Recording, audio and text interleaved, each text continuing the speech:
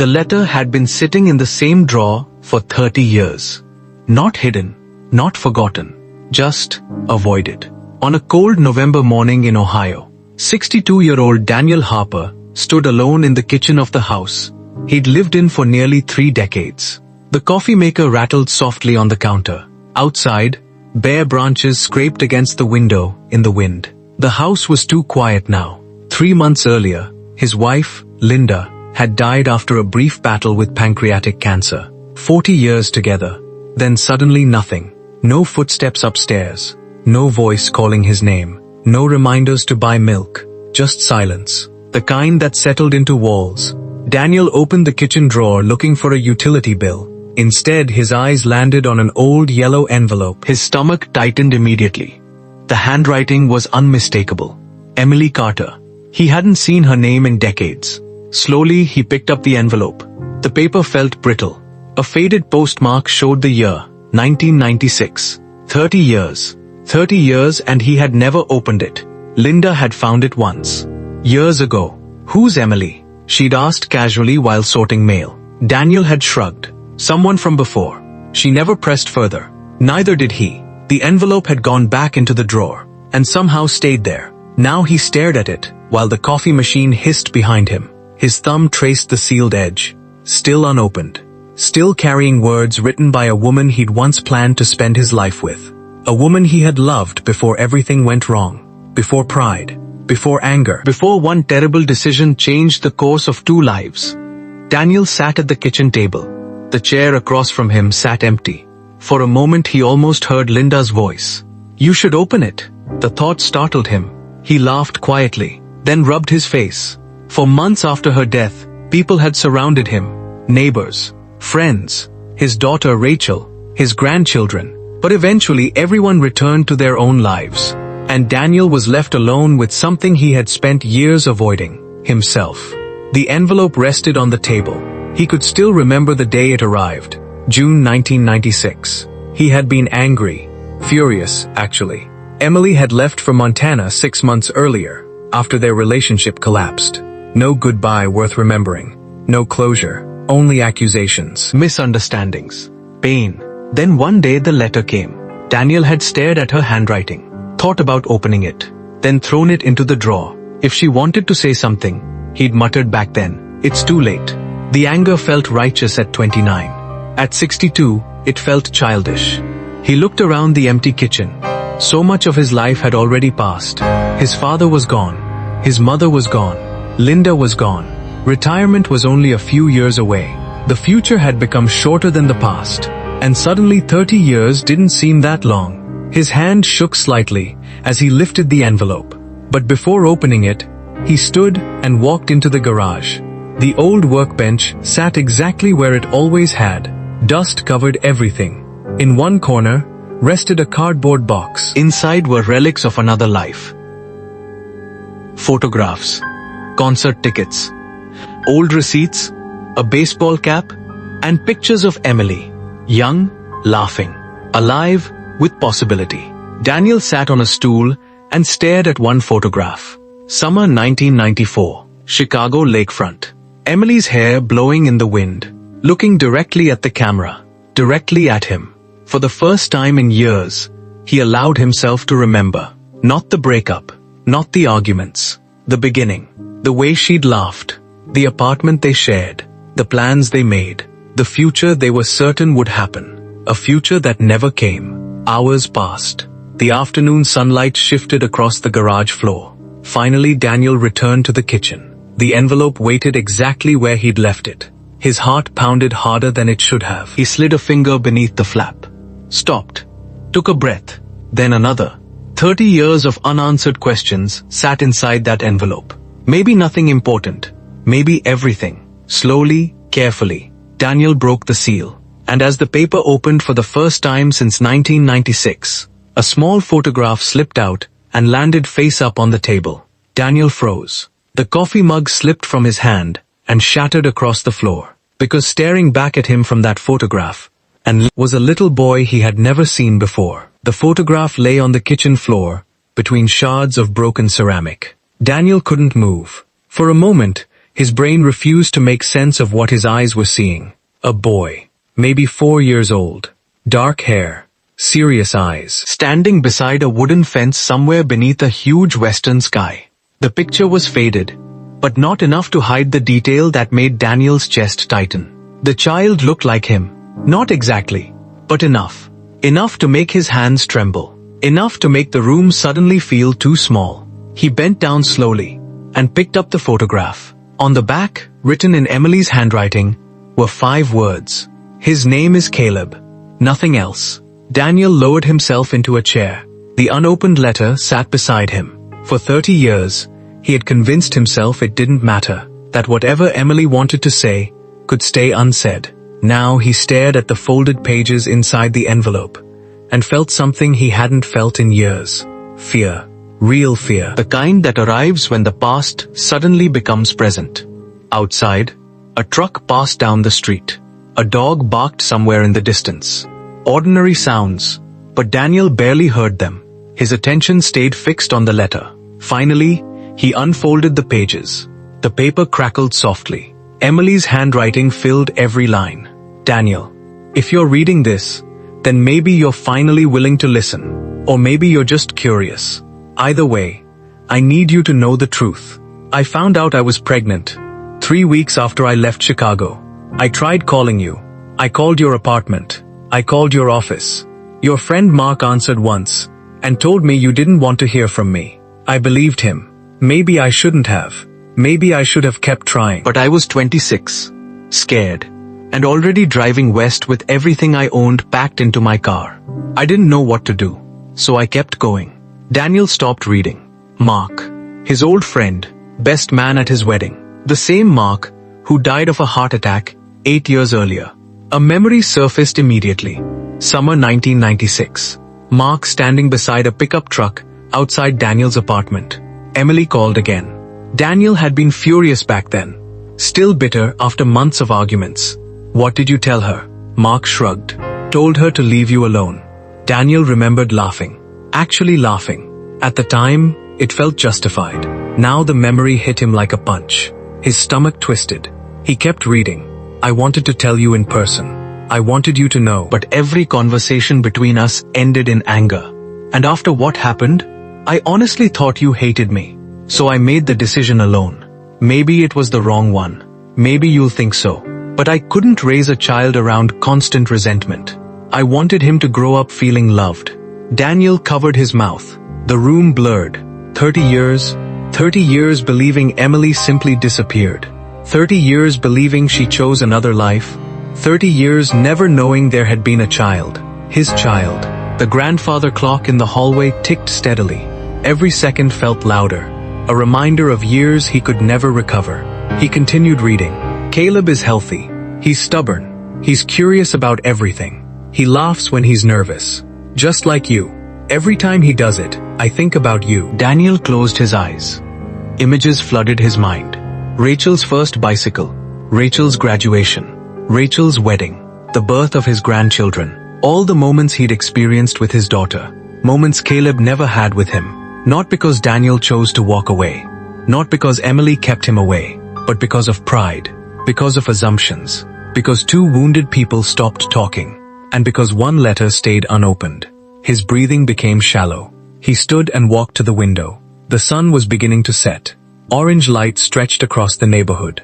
The same neighborhood where he'd built an entire life. Career, marriage, family, routine. A life that looked successful from the outside. But standing there, Daniel realized something unsettling. He had spent decades avoiding difficult conversations. With Emily, with Linda, even with himself. Silence had always been easier. When something hurt, he buried it. When something frightened him, he ignored it. When regret appeared, he worked longer hours. And eventually, the years passed. Now the bill had come due. He turned back to the letter. There was still more, much more. His hands shook as he lifted the final page. At the bottom, Emily had written something that made his blood run cold. If you're reading this, I hope it isn't too late. Because Caleb has been asking about you. And there's something else you need to know. The reason I left Chicago wasn't what you thought. I never betrayed you, Daniel. The person who lied to you was someone you trusted. Daniel stared at the sentence, his pulse hammered in his ears. The room seemed to tilt slightly. For 30 years he had believed one version of the story, a version that had shaped every decision afterward. But what if the foundation of that story was a lie? What if the worst mistake of his life had been built on something that never happened? Slowly, he looked back at the remaining pages, because suddenly the breakup itself wasn't the biggest mystery anymore. The biggest mystery was this: who had lied to him, and why? Daniel barely slept that night. The letter stayed on the kitchen table. The photograph of Caleb sat beside it. Every time he closed his eyes, he saw the boy's face. His face, or at least a younger version of it. At 3 in the morning, Daniel found himself sitting in the dark living room, staring at nothing. The grandfather clock ticked. The refrigerator hummed. The house breathed its familiar silence. But inside his head, 30 years of memories had begun rearranging themselves. For decades, he had believed he knew exactly why Emily left. Now he wasn't sure he knew anything at all. By dawn, he was standing in the garage again. The cardboard box of old photographs rested on the workbench. He dug deeper than he had the day before. Old journals, receipts, movie stubs, a stack of letters tied together with a faded blue ribbon. At the bottom sat a small leather notebook. His journal. Daniel opened it. The pages smelled old. Dust and paper and forgotten years. He flipped through entries until he reached the months before Emily left. And there it was. The beginning of the end. October 12th, 1995. Emily has been acting strange lately. Always distracted. Late getting home. Won't tell me where she's been. October 28th. Saw her leaving a restaurant with some guy. She says it's work-related. I don't believe her. November 9th. Mark says he's seen them together before. Maybe I'm not imagining things. Daniel stopped reading. His stomach tightened. Mark again. He turned more pages. The entries grew darker, shorter, angrier. Every suspicion fueled by another conversation with Mark. Every argument with Emily growing worse. Every assumption becoming certainty. Until finally, December 18. I asked her directly. She denied everything. I don't know if she's lying or if I'm just too angry to see clearly anymore. Daniel closed the journal. A cold feeling spread through him. Back then, Mark had been his closest friend. They'd known each other since high school. Shared apartments. Shared jobs. Shared secrets. Daniel had trusted him completely, which was why he'd never questioned the information Mark kept bringing him. Never asked for proof. Never considered another possibility. The memory arrived suddenly, sharp and clear. A winter evening. Daniel and Mark sitting in a sports bar. The television playing silently overhead. Mark leaning across the table. Man, I'm telling you, something's going on. What did you see? Mark hesitated, just for a second, then shook his head. You don't want details. At the time, that answer had felt convincing. Now it felt suspicious.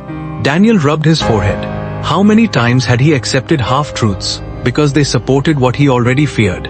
His phone buzzed on the workbench. Rachel, his daughter. He almost ignored it, then answered. Hey Dad, morning. You sound terrible. Daniel laughed weakly. Didn't sleep much? You okay? The question lingered.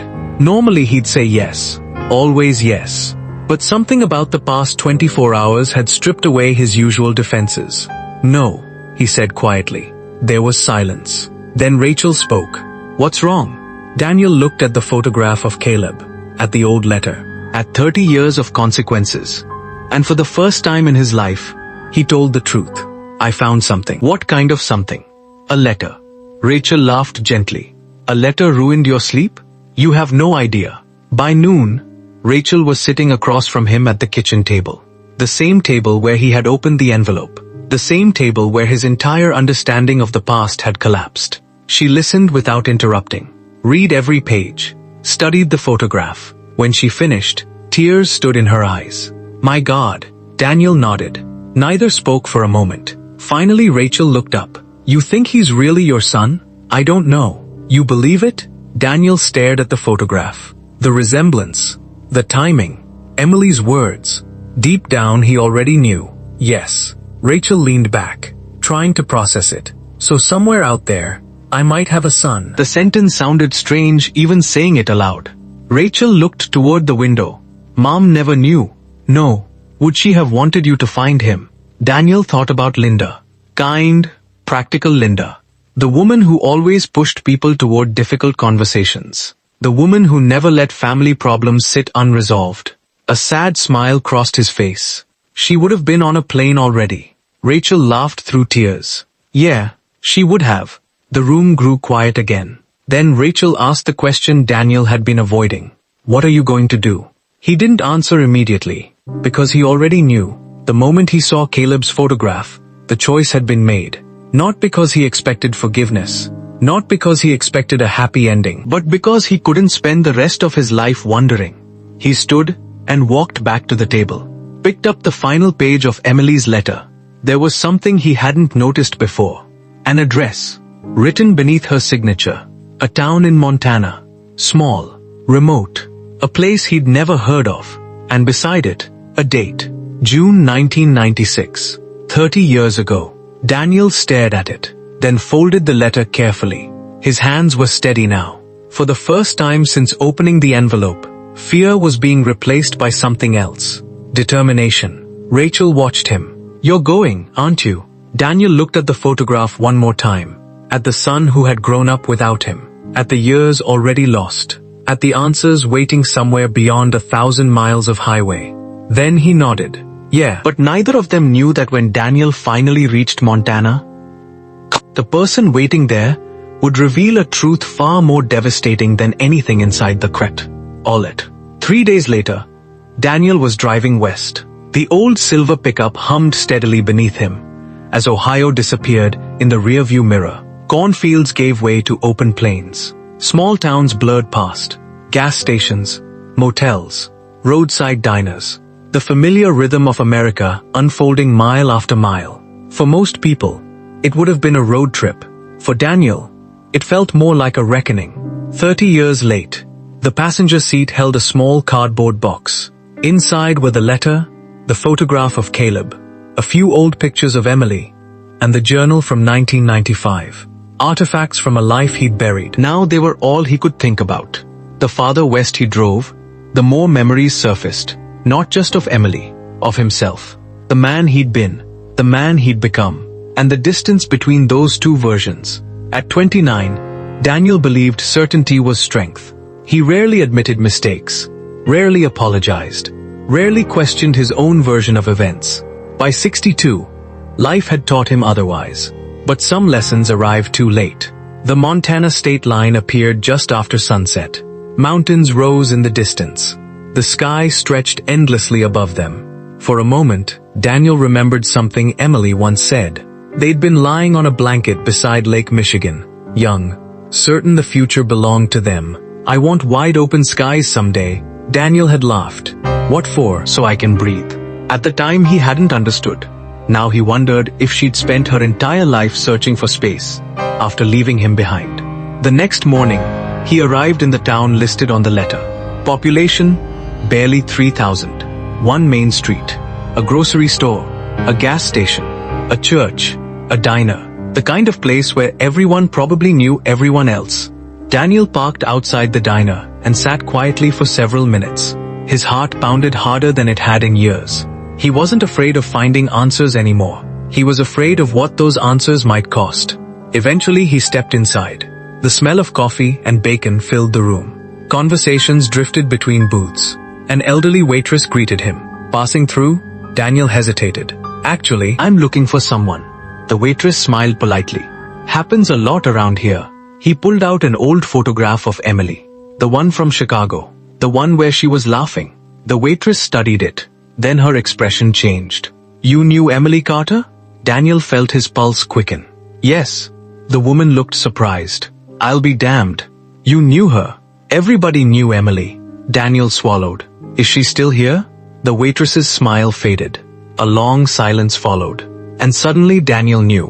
Before she said a word. Before she looked away. Before her eyes softened. He knew. Oh, she said quietly. You don't know. Daniel gripped the edge of the counter. The room seemed to narrow. What don't I know? The waitress lowered her voice. Emily passed away 12 years ago.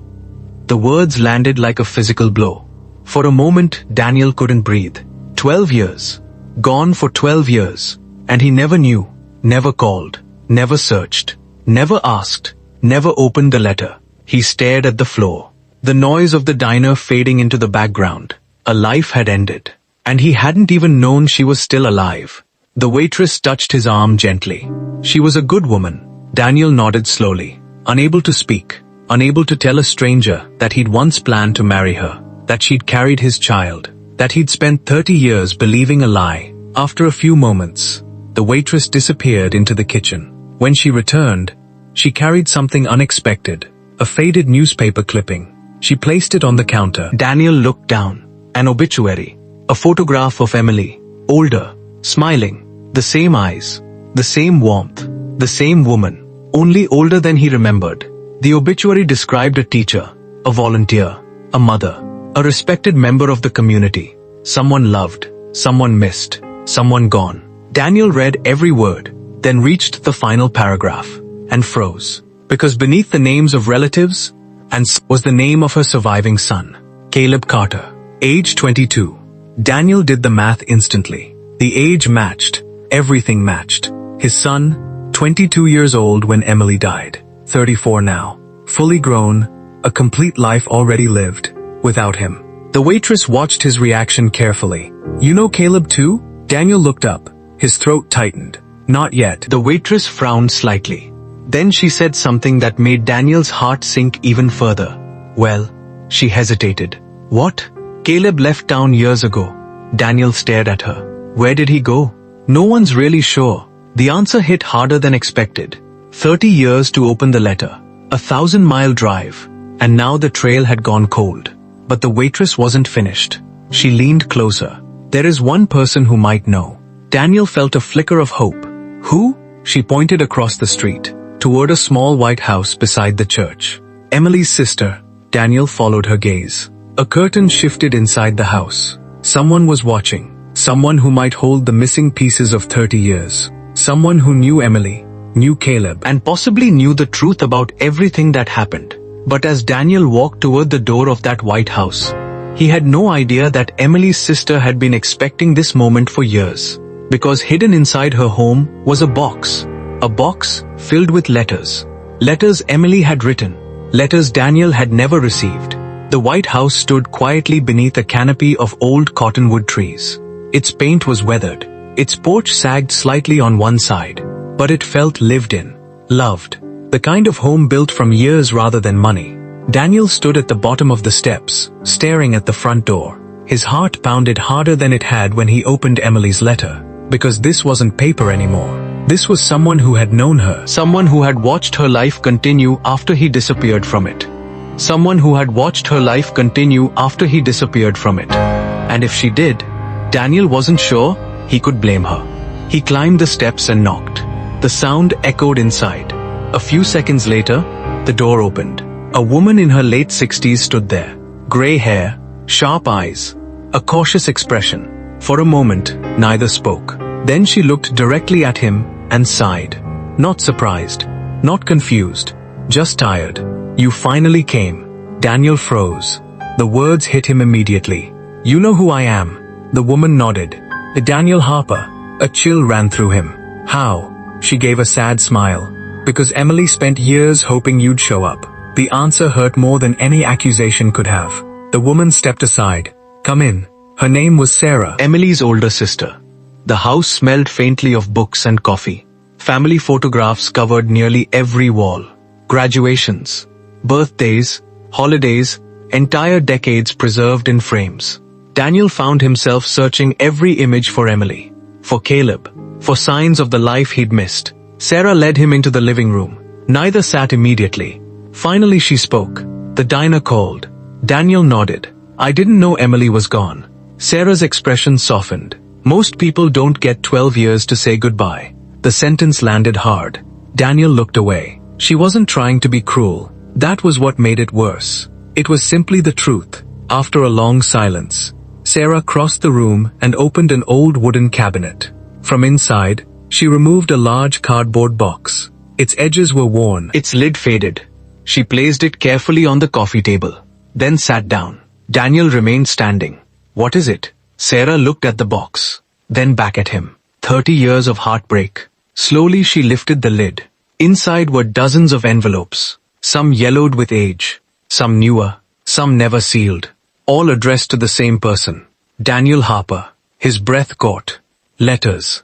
Dozens of them. Maybe hundreds. He stared at them in disbelief. Sarah watched quietly. Emily kept writing. Daniel couldn't speak. Even after the first letter, Sarah nodded. Especially after the first letter. The room suddenly felt smaller. The air heavier. What do you mean? Sarah leaned back. For a moment she looked not at Daniel, but at the years behind him. At memories only she carried. Every birthday. She pointed at the box. Every Christmas. Another envelope. Every major moment in Caleb's life. Another. Graduation. Another. First job. Another. When he got engaged, Daniel's knees weakened. He lowered himself into a chair. The reality was becoming unbearable. Not one letter. Not one attempt. Not one chance. Dozens. Emily had spent decades reaching toward a man who never answered. Because he never knew. Or because he never looked. Sarah's voice softened. She never stopped hoping. Daniel stared at the box. His chest ached. Why didn't she just come find me? The question sounded weak even to him. Sarah's eyes hardened slightly. She tried. Daniel looked up. What? 3 times. The room went silent. Sarah stood and walked toward a bookshelf. From between 2 photo albums she pulled out a folded piece of paper. An airline ticket. Dated 2001. Chicago. Round trip. Unused. She bought this. Daniel stared. Why? To see you. Sarah folded her arms. But she got scared. Daniel closed his eyes. 1,000 alternate futures flashed through his mind. One conversation. One meeting. One honest discussion. Everything might have changed. Sarah wasn't finished. In 2007 she called your office. Daniel looked up sharply. I never got a call. I know. How? Sarah walked to the window. The afternoon sunlight fell across her face. Then she said something that changed everything. Because unlike Emily's letter, this wasn't suspicion. This wasn't theory. This was certainty. I know because Mark answered. Daniel felt his stomach drop. The room tilted slightly. Mark? Again. Always Mark. Sarah turned toward him. Emily told me everything. Daniel's voice barely worked.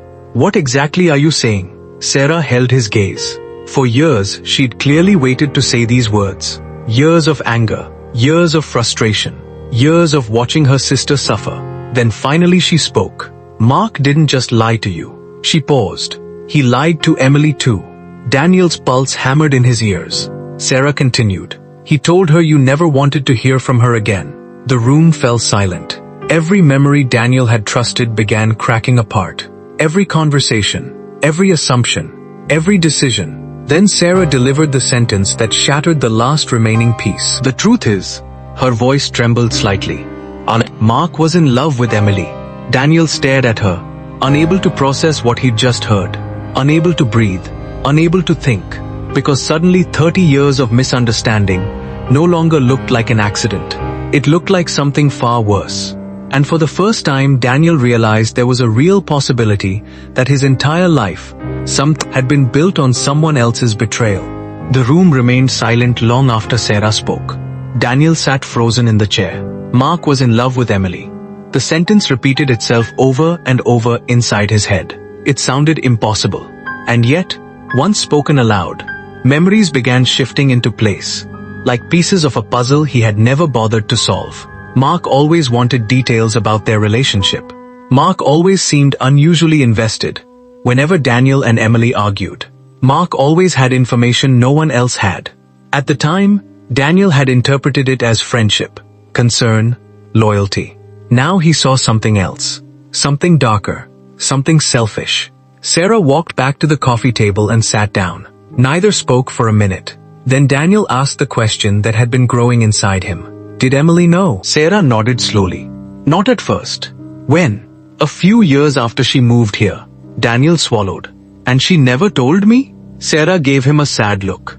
How could she? The answer hit immediately. Every attempt Emily made to reach him had been intercepted. Every letter unanswered.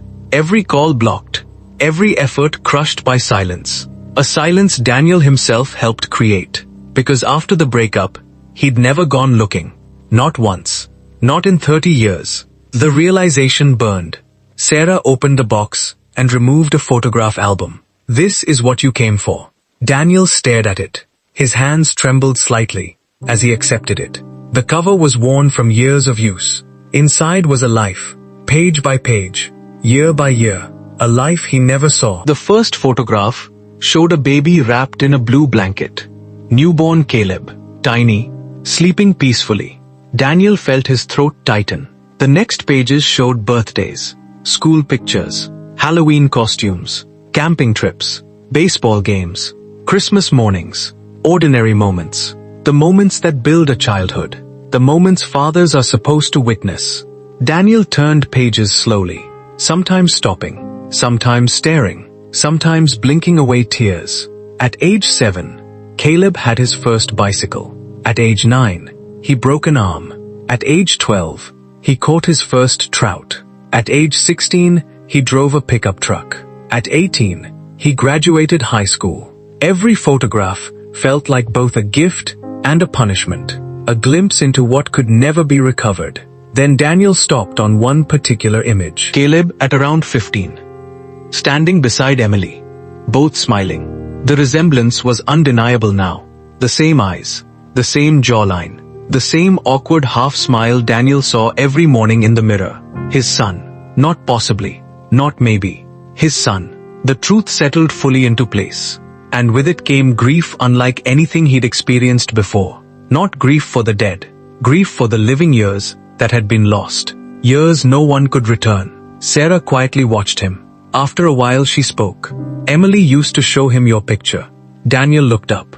"What?" Sarah nodded. "She never hid you." The statement surprised him. "She didn't?" "No." Daniel had always assumed the opposite. That Caleb grew up believing his father abandoned him, forgot him, rejected him. But Sarah shook her head. Emily told him the truth she knew. Daniel's voice cracked. "What truth?" "That she loved his father once." The room blurred. Sarah continued. "She told him people make mistakes." Another pause. "She told him sometimes good people lose each other." Daniel lowered his head. A lifetime of regret pressed against his chest. He didn't deserve Emily's kindness. Not after all these years. Not after never looking. Not after choosing certainty over conversation. Sarah reached into the album, pulled out a folded newspaper clipping. "There's something else." Daniel unfolded it carefully. A local article. A photograph accompanied it. A man in his early 30s. Broad shoulders. Dark hair. Confident eyes. Caleb. Older now. The article described a volunteer search and rescue leader. Someone who spent years helping lost hikers in the mountains. Someone respected throughout the region. Daniel read every word, then stopped. At the bottom was a quote. A simple quote. One sentence. "Everyone deserves to be found." Daniel stared at it. The irony was almost unbearable. His son spent years finding strangers, while remaining lost to his own father. Sarah noticed his expression. "He became a good man." Daniel nodded slowly. "I can see that." A long silence followed. Then he asked the question that truly mattered. "Where is he?" Sarah's face changed. Not sadness. Not anger. Something more complicated. Concern. The shift was immediate enough that Daniel noticed. His stomach tightened. "What?" Sarah looked toward the window, toward the distant mountains beyond town. Then back at him. "That's why I thought you'd eventually come." Daniel's pulse quickened. "What do you mean?" Sarah folded her hands, carefully choosing her words. Because whatever came next clearly wasn't simple. Finally she spoke. 6 months ago, Caleb disappeared. Daniel felt the air leave his lungs. The room suddenly felt very still. "Disappeared?" Sarah nodded. "He left on a rescue mission." Every instinct inside Daniel went cold. A rescue mission where? The Bitterroot Mountains. And Sarah's eyes filled with pain. He never came home. Daniel stared at her, unable to speak, unable to think. After 30 years of searching too late, after finally learning he had a son, after crossing 1,000 miles to find him, he was now hearing that Caleb himself had vanished. Gone. Missing. Somewhere beyond the mountains. And Sarah's next words made the situation even worse. "The authorities stopped looking months ago." Daniel felt his heart pound.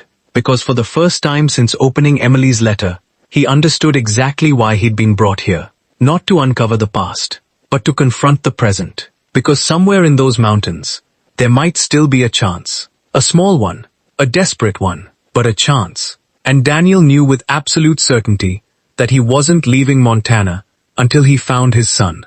Daniel didn't sleep that night. He stayed in the small guest room at Sarah's house, staring at the ceiling while Montana wind brushed softly against the windows. 6 months. Caleb had been missing for 6 months. Most people would have accepted what that meant. The authorities clearly had. The town probably had too. People mourned. People moved on. Life continued. But Daniel couldn't. Not now. Not after finding the letter. Not after discovering the truth. Not after finally seeing the life he'd missed. Because somewhere deep inside him was a feeling he couldn't explain. A stubborn certainty. The same stubbornness Sarah said Caleb inherited from him. By sunrise, Daniel was sitting at the kitchen table. Sarah poured coffee. Neither spoke immediately. Finally, Daniel broke the silence. "I need to know everything." Sarah nodded, as if she'd expected nothing less. Over the next several hours, she told him the story. 6 months earlier, a backpacker had gone missing deep inside the Bitterroot Mountains. A severe storm rolled in unexpectedly. Temperatures dropped. Visibility disappeared. Search teams were organized immediately. Caleb volunteered. Of course he did. According to Sarah, helping people wasn't something Caleb occasionally did. It was who he was. When others turned away from difficult situations, Caleb moved toward them.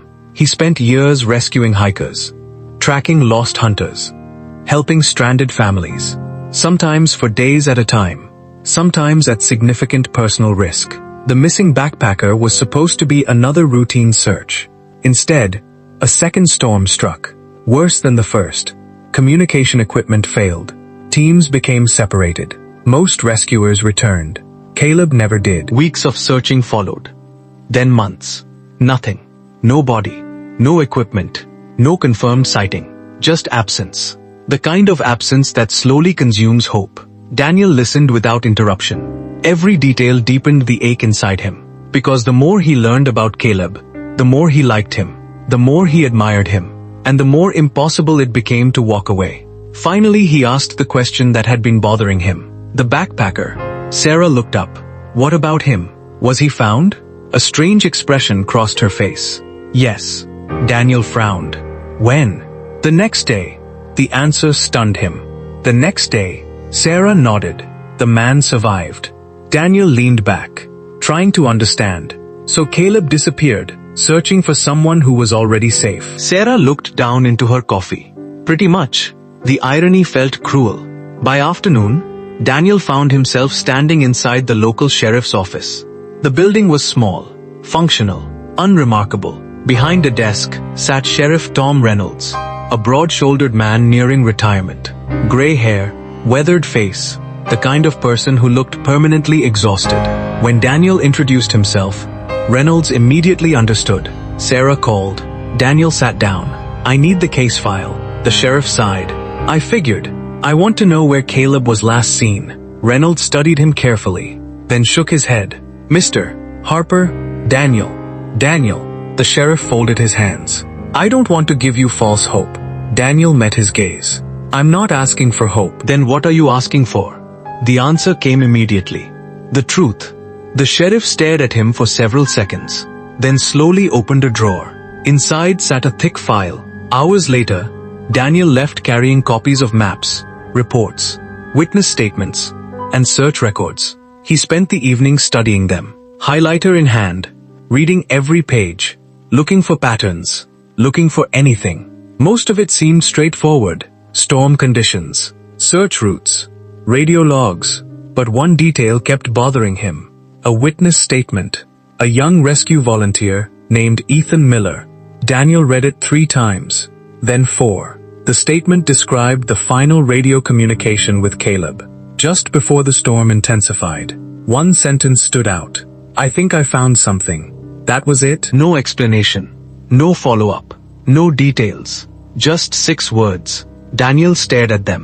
Every search afterward focused on weather conditions, terrain hazards, possible injuries. But nobody seemed to know what Caleb actually found, or thought he found. The sentence refused to leave his mind. The next morning, Daniel drove into the mountains. The bitter roots stretched endlessly before him. Massive, beautiful, unforgiving. The kind of landscape that made people feel small. He followed old search maps, visited trailheads, walked portions of routes, spoke to locals, anyone who might remember. Most conversations ended the same way. Sad smiles, sympathetic shrugs, stories about Caleb, stories about a good man, stories that sounded suspiciously like eulogies. Daniel hated them, not because they were wrong, because they sounded final. By late afternoon, he stopped at a remote ranger station. An elderly ranger sat outside repairing a fence. When Daniel mentioned Caleb's name, the man's face softened. Good kid. Everyone said that. Daniel nodded. The ranger wiped his hands on a cloth, then added something unexpected. Never agreed with how they handled that search. Daniel froze. What do you mean? The ranger looked around carefully, as if deciding whether to continue. Finally he did. The official search area was wrong. Daniel's pulse quickened. What? The ranger stood slowly. I said it at the time. He pointed toward a distant ridgeline, far beyond the marked search zone. That's where I would have looked. Daniel followed his finger. The mountain seemed endless. Why? The ranger hesitated, then answered. Because Caleb wasn't lost. A chill ran through Daniel. What are you talking about? The old man looked directly into his eyes. Everybody searched for a victim. Another pause. I think they should have searched for a survivor. Daniel's heart began pounding. The ranger continued. Caleb knew those mountains better than anyone. Every word landed heavily. You're saying he survived? I'm saying I wouldn't have bet against him. Daniel stared toward the distant ridgeline.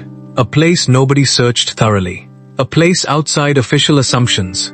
Outside accepted conclusions. Outside the story everyone had settled on. And suddenly, a thought emerged. One he couldn't ignore. Because 30 years earlier, everyone had assumed they knew the truth about Emily. And they were wrong. What if the same thing had happened here? What if everyone had assumed they knew Caleb's fate? And they were wrong too. As the sun disappeared behind the mountains, Daniel unfolded the map once more, then circled the ridge the ranger pointed to. A place nobody seemed interested in anymore. A place where one final answer might still exist. And the next morning, he intended to go there, even if he had to walk into the heart of the wilderness alone. The mountains were already awake when Daniel began the climb. Dawn painted the peaks in pale gold. The air carried the sharp scent of pine and cold stone. A younger man might have attacked the trail without hesitation. But Daniel was 62. His knees reminded him of that every few hundred yards. His lungs reminded him too. Still, he kept moving. Because some journeys aren't powered by strength. They're powered by necessity. And after 30 years of missed chances, Daniel wasn't turning around. Not now. The rangers, use marked location, sat nearly 10 miles beyond the area most search teams had covered. Remote. Difficult. Easy to overlook. Exactly the kind of place someone might reach if they knew the mountains better than anyone else. Exactly the kind of place Caleb might choose. The trail narrowed as Daniel climbed. Trees thickened. The sounds of civilization disappeared completely. Only wind remained.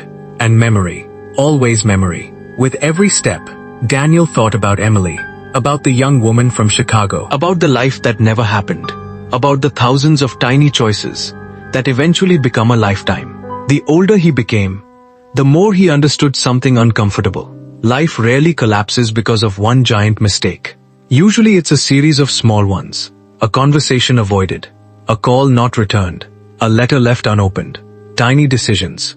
Massive consequences. By noon, Daniel reached the ridge. The view was breathtaking. Valleys stretched endlessly below.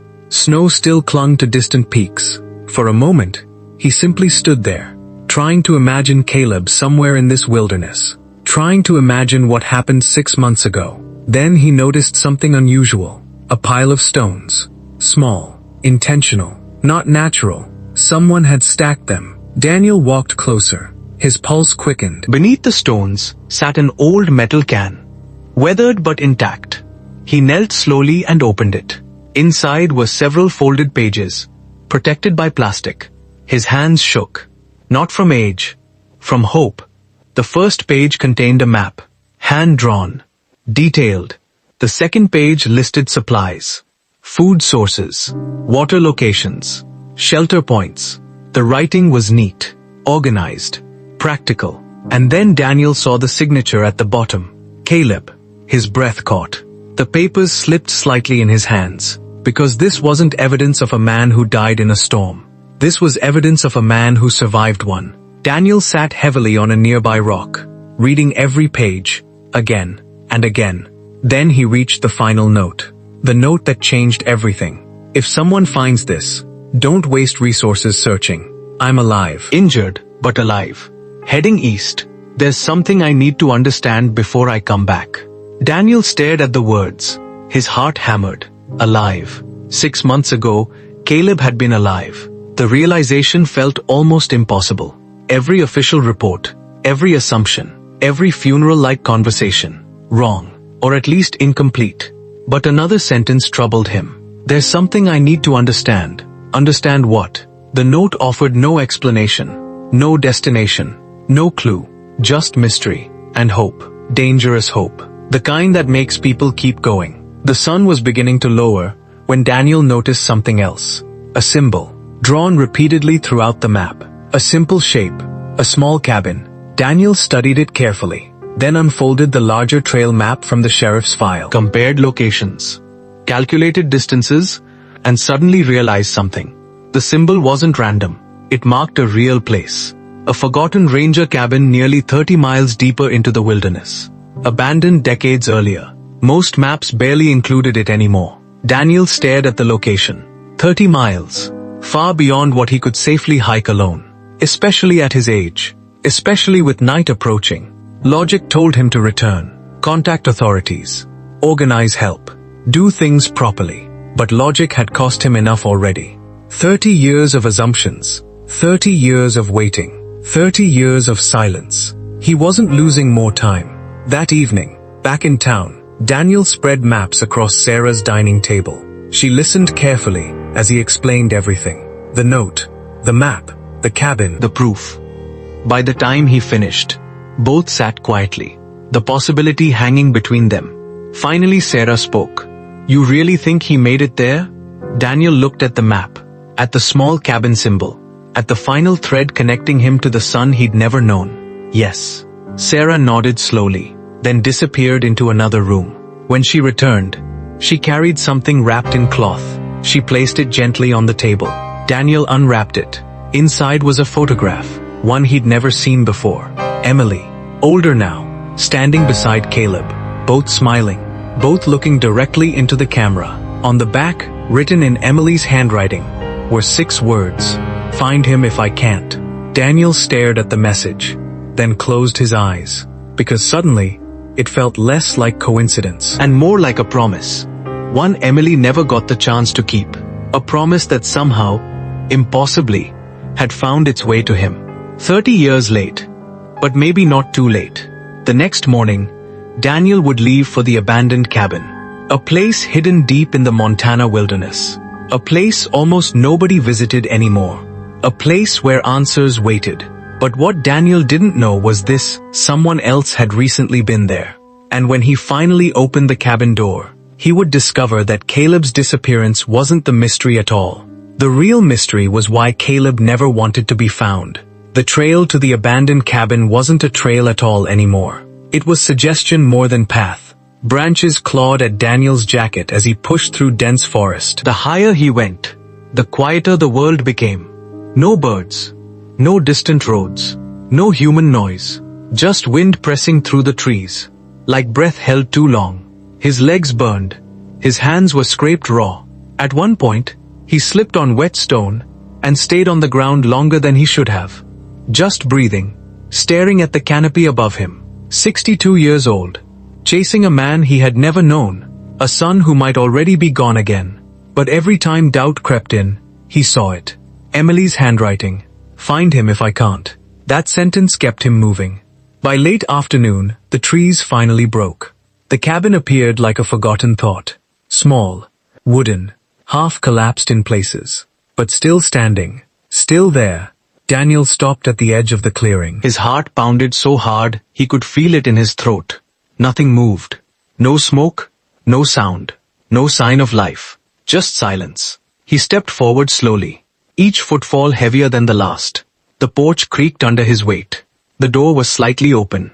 Not broken. Not forced. Opened. Recently. Daniel's breath caught. He reached for the handle. Paused. Then pushed. The door swung inward.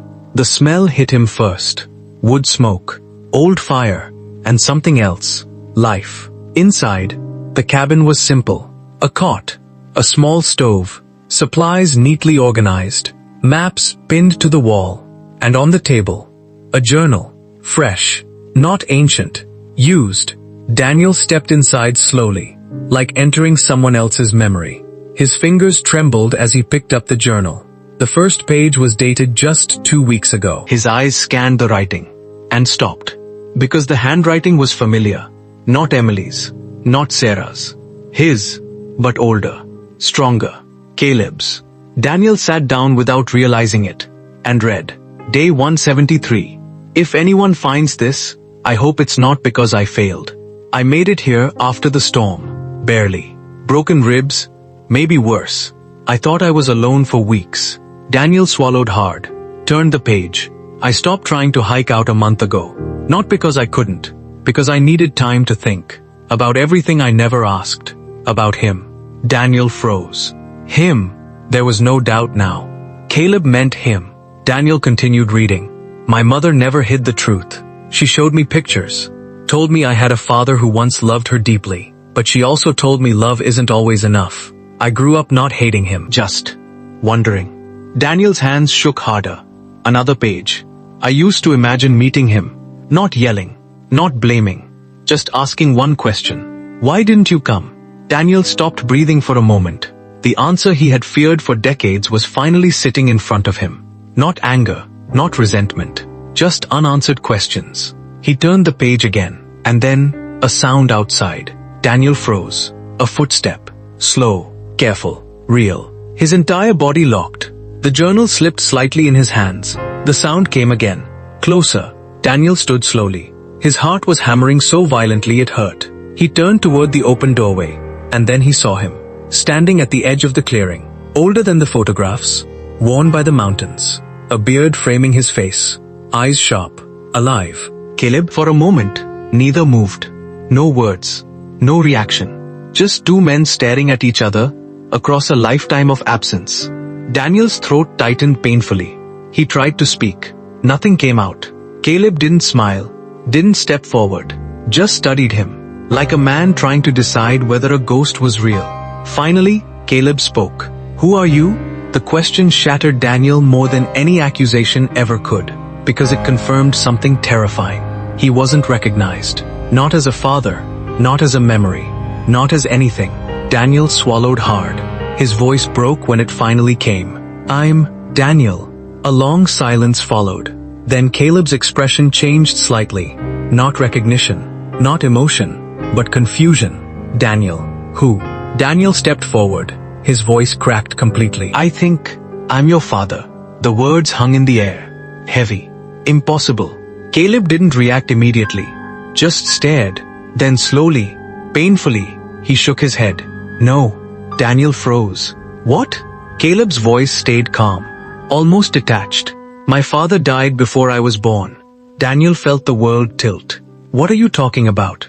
Caleb looked at him now more closely. Something flickered behind his eyes. Uncertainty. Then suspicion. My mother told me everything. Daniel's chest tightened. No. Emily told you I was alive. Caleb blinked. Then frowned. She never said your name. The words landed like a blow. Daniel stepped forward quickly. That's not possible. She wrote me letters. Caleb interrupted him. Letters? A pause. Then something colder entered his voice. You're not the first man to come looking for stories in the mountains. Daniel stopped, confused. What does that mean? Caleb's jaw tightened. Then he finally said it. There's a reason I stayed out here. A silence stretched between them. Heavy. Unfinished. Then Caleb turned slightly, revealing something Daniel hadn't noticed before. A badge, clipped to his jacket. Search and rescue insignia. Official. Active. And beneath it, a name tag. But it wasn't Carter. It read, Caleb Morgan. Daniel stared at it, his mind struggling to connect the pieces. Your last name? Caleb's voice stayed steady. I changed it. Why? Caleb looked directly at him now, and for the first time, something emotional surfaced. Not anger, not joy, something closer to exhaustion. Because I built a life out here, where people don't come looking for things they lost. A pause. Then, I didn't come here to be found. Daniel's voice broke. But I found you. Caleb shook his head slightly. No. His eyes hardened. You found a version of a story you needed to believe. Silence. Wind moved through the trees. The cabin creaked behind Daniel. And in that moment, he realized the truth was not finished revealing itself. Because Caleb wasn't just missing. He had chosen to disappear. And the reason why was still waiting to be said. The words hung in the air longer than sound should have lasted. You found a version of a story you needed to believe. Caleb stood at the edge of the clearing like he wasn't sure whether to step closer or disappear back into the trees. Daniel felt something inside him crack again. But this time it wasn't confusion. It was clarity forming through pain. Then tell me the truth, Daniel said quietly. Caleb didn't answer immediately. He walked past him into the cabin, not inviting him, not rejecting him, just moving like a man returning to a place he knew too well. Daniel followed slowly. Inside, Caleb sat on the edge of the cot. The badge on his chest caught the dim light. Search and rescue. Real. Earned. Not symbolic. Caleb finally spoke. I didn't die in that storm because I wanted to understand something. Daniel stayed standing. What? Caleb looked up. You, the word hit harder than anything else. Caleb continued. After the storm, after I survived, I found your name in my mother's old papers. Daniel's breath caught. There was a folder she never threw away. A pause. Old photos. Letters she wrote but never sent. Records. Daniel stepped closer. She kept them? Caleb nodded. For years. Silence settled again. Then Caleb's voice tightened slightly. And I read everything. Daniel felt his stomach twist. Caleb leaned forward. I read about a man who disappeared without explanation. Another pause. A man who didn't respond. Didn't search. Didn't come back. Daniel shook his head slightly. That's not what happened. Caleb raised a hand. I know what you're going to say. His voice sharpened. I know about Mark now. I know about the lies. I know about the timing. I know it wasn't simple. A long silence. Then softer. But I also know what it feels like to be unwanted. Daniel's chest tightened. Caleb continued. So I made a decision. He gestured around the cabin. This place, this life, I built it because I needed something that wasn't based on waiting for someone who might never come. Daniel's voice broke. I would have come. Caleb looked at him directly. But you didn't. The truth wasn't cruel. It was just final. Daniel lowered his head. All the anger he had once carried toward Mark, toward Emily, toward life itself, it had all dissolved into something simpler. Regret. Not dramatic. Not poetic. Just quiet and absolute. I didn't know, Daniel said. Caleb stood slowly. That's the problem. He stepped closer now. Not aggressive. Not forgiving. Just honest. You didn't know. And I didn't know you tried. A pause. I grew up thinking absence was a choice. Daniel swallowed. It wasn't. I know that now. Caleb looked toward the window. Beyond it, mountains stretched endlessly. I didn't come back because I wasn't sure what I would find. Daniel's voice trembled. What are you afraid of finding? Caleb turned back. Disappointment. The word sat between them. Heavy. Human. Real. Daniel nodded slowly. I've spent 30 years being disappointed in myself, he said quietly. You don't have to join me in that. A long silence followed. Wind pressed against the cabin walls. Somewhere outside, a bird called. Sharp, distant, alive. Caleb looked at Daniel for a long time. Not as a stranger anymore. Not fully as a father. But something in between. Finally, Caleb spoke. I don't know how to do this. Daniel nodded immediately. Neither do I. That honesty shifted something. Not everything, but enough. Caleb exhaled slowly. Then walked toward the door. Daniel tensed. But Caleb didn't leave. He stopped at the threshold and looked back. There's still a missing hiker, he said. Daniel frowned. What? Caleb nodded toward the mountains. The reason I was out here before the storm, I wasn't alone. A pause. I split from my team. Daniel stepped forward. Why? Caleb hesitated. Then, because I found something they weren't supposed to see. Daniel's stomach tightened. What did you find? Caleb met his eyes. And for the first time, there was something unsettled in his expression. A second set of tracks. Daniel frowned. So? Caleb's voice dropped. They didn't belong to the missing hiker. A pause. They belonged to someone who was following him. Silence. The cabin suddenly felt colder. Daniel spoke slowly. You think someone was out there, hunting him? Caleb didn't answer directly. Instead, he said, that's why I stayed. A beat. Not to hide. To make sure I understood what I saw before I brought it back. Daniel felt the weight of everything shift again. The missing backpacker. The storm. Caleb's disappearance. The years of searching. None of it was finished. Not even close. Caleb stepped outside again, then stopped. If you want answers, he said, without turning back, you're going to have to stay longer than a visit. Daniel looked at the cabin, at the journal, at the life his son had built without him, at the mountain that had already taken so much. Then he made his choice, not as a man chasing the past, but as a father stepping into the only present he had left. I'm not leaving, Daniel said. Caleb turned slightly, didn't smile, didn't argue, but he nodded once. And for the first time since opening that letter 30 years too late, the road back wasn't about returning home. It was about finally walking forward, together, into whatever truth the mountains were still hiding.